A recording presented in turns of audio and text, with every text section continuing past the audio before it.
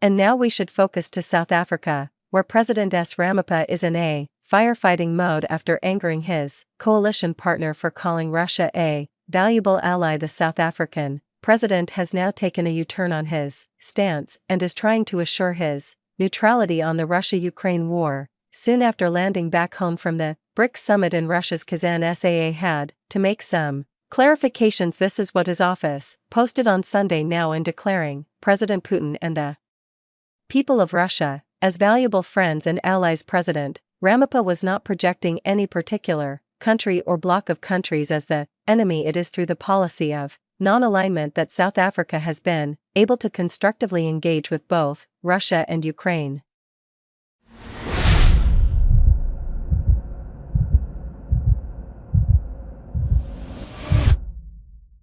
Now these comments come after Ramaphosa met his Russian counterpart Vladimir Putin on the sidelines of the BRICS summit in Kazan. Last week, Ramaphosa called Russia a valuable ally and friend. During the summit, the two leaders shared some light-hearted moments with several gestures representing close ties between the two leaders. However, back home, Ramaphosa's coalition partners were frowning upon these jests. Rap's African National Congress, or the ANC's biggest alliance partner, the Democrat Alliance, or the DA, went all out in its criticism for his Russian stance. The party leader issued a statement, and this is what its title was.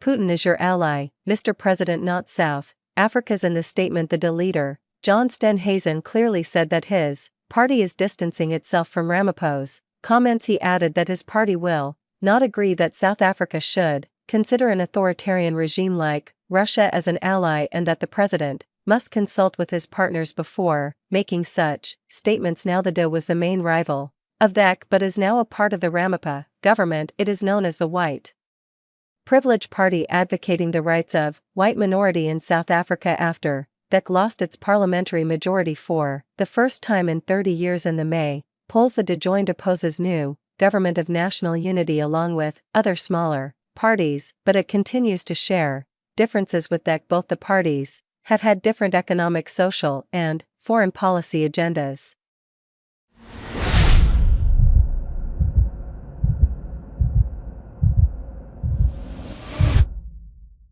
While the ANC has shared warm ties with Russia going back to the days when the party led the anti-apartheid movement in South Africa, the DA has always supported pro-West policies, and government has so far not condemned Russia's invasion of Ukraine and has abstained from the UN resolutions, but the DA has openly condemned Russia's aggression and wants it to be held accountable. Now, in his latest statement, Ramaphosa said that South Africa has maintained its strong historical ties with Russia while also enjoying cordial diplomatic bilateral relations with Ukraine. Interesting, Ramaphosa's balancing act also comes at a time when Ukraine's top diplomat is visiting South Africa.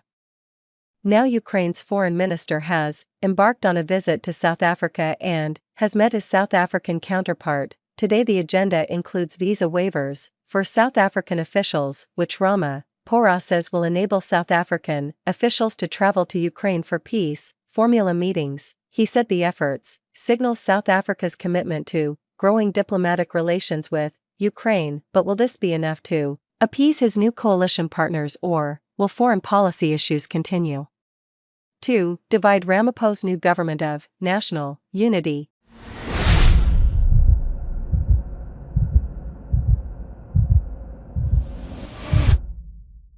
Thanks for watching this video.